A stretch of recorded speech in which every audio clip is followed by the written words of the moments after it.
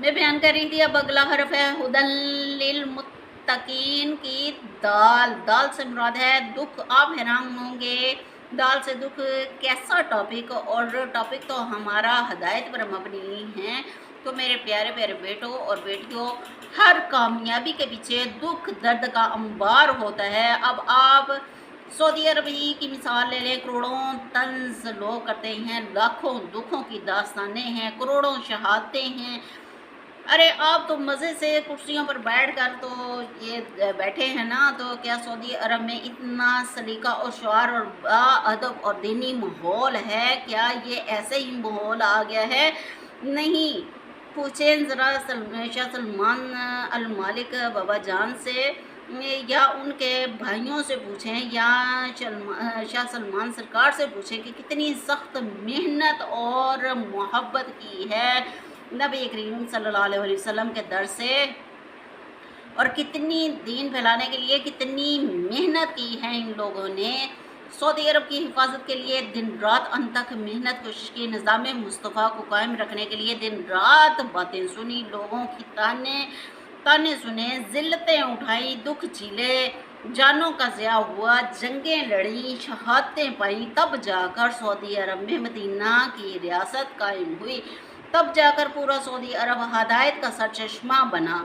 दुखों की चक्की में पीस कर कामयाबी हासिल होती है। ये एक गहरी हकीकत की तरफ इशारा है। इंसान की शख्सियत, सब्र, इस्तकामत और किरदार अक्सर आसानियों से नहीं बल्कि आजमाइशों, तकलीफ़ों और मुसलसल जद्दोजहद से बनते हैं। कामयाबी दुखों के बाद ही क्यों आती है?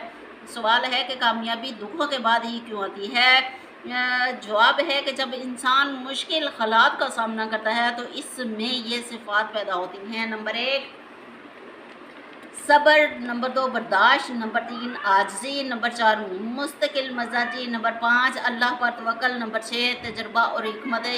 और यही सिफ़ात बाद में कामयाबी की बुनियाद बनते हैं।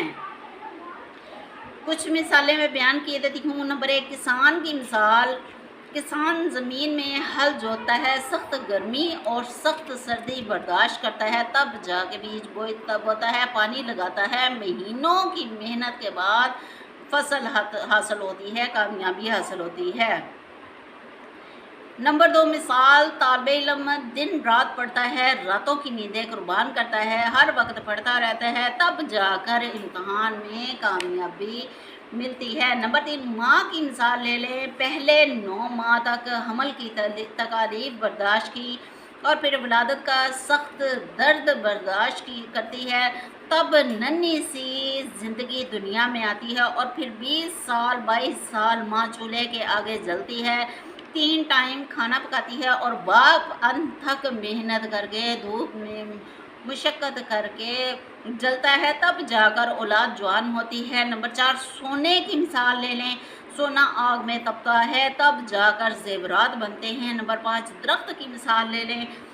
बीज मिट्टी में दफन होता है, अंधेरे और दबाव से गुजरता है, धूप की सख्ती और सर्दियों की सर्दी बर्दाश्त करता है, तब जाकर तनावर दरख्त बनता है। इसी तरह अम्बिया कराम की मिसालें ले लें। हज़रत यूसुफ़ अलैहिस्सलाम भाइयों ने कुएं में डाला, ग़ुलाम बने, जेलें काटी, कैद बर्दाश्त की और फिर मिस्र के ख़जाने के निगरान बने।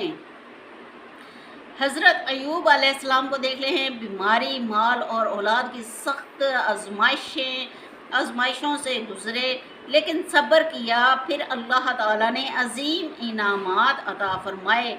हज़रत मूसा अलैहिस्सलाम की मिसाल देख लें। हिजरत, खौफ, फ़िरौन का जुल्म, तवील जदोजहद और अल्लाह ताला की फिर अल्लाह ताला की नुसरत मिली। यानी मोहम्मद सल्लल्लाहु अलैहि वसल्लम को देख लें, यतीमी, गुर्बत, ताइफ वालों की अज़ियतें, हिजरत, जंगें और मुखालफिन की मुखालफतें और पूरी दुनिया में इस्लाम का झंडा लहरा दिया। यानी हर दुखों, तकलीफ़ों, अज़ियतों के बाद सबको कामयाबी मिलती है। इसीलिए तो अल्लाह ताला ने फरमाया हुदल लिल मुत्तकीन, हदायत है वास्ते परहेज़गारों के लिए। اب اگلا حرف ہے ہدل للمتقین کی یا سے مراد ہے یاد رکھنا۔ یہ یاد رکھنا کیا ہے؟ یعنی جتنا علم دین کا حاصل کرے اسے قیامت تک یاد رکھے، اور یاد رکھنے سے ہی ہدایت ملتی ہے۔ جو بھلا دیتے ہیں وہ کبھی کامیاب نہیں ہوتے۔ علم کو یاد رکھنے سے ہی کامیاب ملتی ہے، علم کو یاد رکھنے سے ہی ہدایت ملتی ہے، علم کو یاد رکھنے سے ہی استقامت ملتی ہے، علم کو یاد رکھنے سے ہی صبر کی منزل طے ہوتی ہے، علم کو یاد رکھنے سے ہی تجربات میں اضافہ ہوتا ہے، علم کو یاد رکھنے سے ہی برداشت کا مادہ پیدا ہوتا ہے، علم کو یاد رکھنے سے ہی عاجزی پیدا ہوتی ہے، علم کو یاد رکھنے سے ہی مستقل مزاجی پیدا ہوتی ہے، علم کو یاد رکھنے سے ہی اللہ تعالیٰ پر توکل کا جذبہ بڑھتا ہے، علم کو یاد رکھنے سے ہی انسان کے اندر حکمت پیدا ہوتی ہے، علم کو یاد رکھنے سے ہی ناکامی سے نجات ملتی ہے، علم کو یاد رکھنے سے ہی ہمت حوصلہ بڑھتا ہے، علم کو یاد رکھنے سے ہی انسان خواہشات کے سمندر میں غرق ہونے سے بچ جاتا ہے، علم کو یاد رکھنے سے ہی ہدایت کے راستے کھل جاتے ہیں۔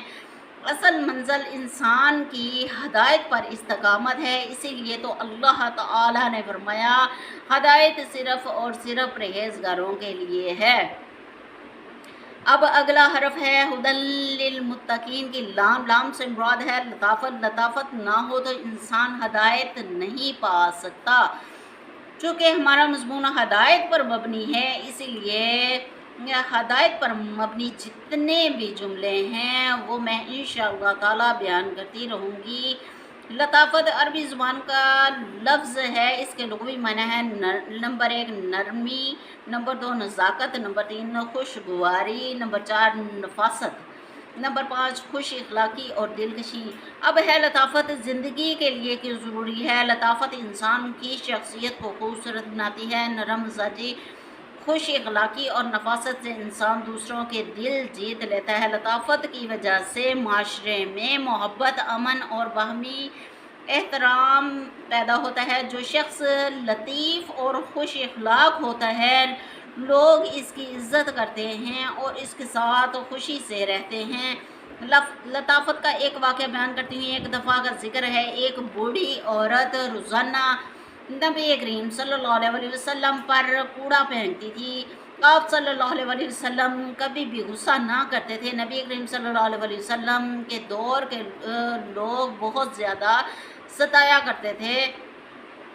آپ صلی اللہ علیہ وسلم خاموشی سے گزر جایا کرتے تھے۔ ایک دن اس عورت نے کچرا نہ پھینکا۔ نبی کریم صلی اللہ علیہ وسلم اس عورت کی خیریت دریافت کرنے کے لیے گئے تو پتہ چلا کہ وہ عورت جو روز کچرا پھینکتی تھی وہ بیمار ہے۔ آپ صلی اللہ علیہ وسلم نے کھانا لیا اور اس کے گھر گئے، اس عورت کو سلام کیا، کھانا پیش کیا اور آپ صلی اللہ علیہ وسلم نے خیریت دریافت کی۔ وہ عورت رونے لگی اور اپنی غلطی پر نادم و شرمندہ ہوئی۔ نبی کریم صلی اللہ علیہ وسلم سے معافی مانگی۔ آپ صلی اللہ علیہ وسلم کا حسن سلوک اور نرمی دیکھ کر بہت متاثر ہوئی اور اسلام قبول کر لیا۔ تو میرے پیارے بیٹوں اور بیٹیوں، دیکھا آپ نے نرمی، حسن اخلاق اور لطافت دشمنی کو بھی دوستی میں تبدیل کر دیتا ہے۔ لہٰذا لطافت کا ہدایت پر بہت گہرا اثر پڑتا ہے۔ لطافت ہدایت کا سرچشمہ ہے۔ لطافت انسان کو نرم، خوش اخلاق اور محبوب بناتی ہے۔ اور ہاں، یاد رہے کہ جب کسی علاقے کا یا شہر کا یا ملک کا نظام چلانا ہو تو سختی کرنی پڑتی ہے، تب جا کر مدینہ کی ریاست قائم ہوتی ہے۔ جو سختی اللہ تعالیٰ اور اس کے رسول صلی اللہ علیہ وسلم کے دین کی سربلندی کے لیے کی جائے وہ گناہ میں نہیں لکھی جاتی۔ اب صحابہ کرام رضی اللہ تعالیٰ عنہ کو ہی دیکھ لیں۔ نبی کریم صلی اللہ علیہ وسلم تشریف فرما ہوتے تھے، کوئی بھی دین کے خلاف یا نبی کریم صلی اللہ علیہ وسلم کے خلاف بات کرتا تو صحابہ کرام رضوان اللہ اجمعین نبی کریم صلی اللہ علیہ وسلم سے پوچھے بغیر سر قلم کر دیا کرتے تھے۔ اس لیے جو کام بھی اللہ تعالیٰ اور نبی کریم صلی اللہ علیہ وآلہ وسلم کے دین کے لیے کیا جائے وہ گناہ میں نہیں لکھا جاتا۔ اب اگلا حرف ہے ہدی للمتقین کی یہ لام، پھر لام آ گئی ہے۔ لام بھی دو ہیں، ہدایت کو بلندی پر پہنچانے والے کام بھی دو ہیں، ایک لطافت دوسرا لمحہ فکر۔